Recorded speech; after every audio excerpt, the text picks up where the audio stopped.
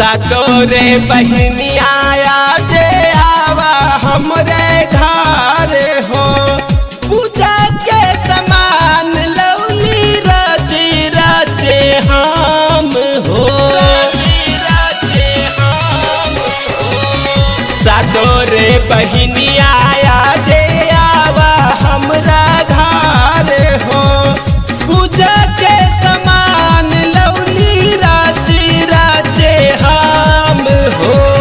फुलवा गुलाब के लवली लवली अढ़ौलवा मैया आवा न झलुआ झुलादी निबिया के छैया मैया आवा न झलुआ झुलादी निबिया के छैया मैया।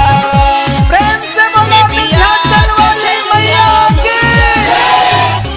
आवा न झलुआ झुलादी झलुआ झुलादी निबिया के छैया मैया। दर्शन के आस बाटे तो हो रे चरण के दिन वाट काट जाला दिन भर गान के। दर्शन के आस बाटे तो हो रे चरण के दिन वाट काट जाला दिन भर गान के।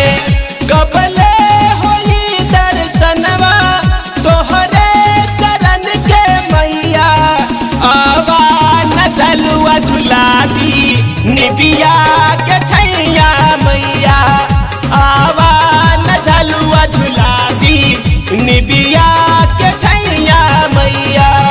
बोला बोला खाने वाली माई की।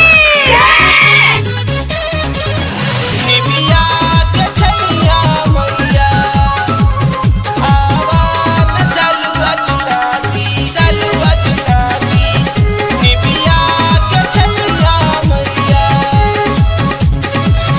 दीपक प्रेमी जो हट बाड़े तोहरो हो। दीनेश बाबू करे बिनती हजार हो। बिनती हजार दीपक प्रेमी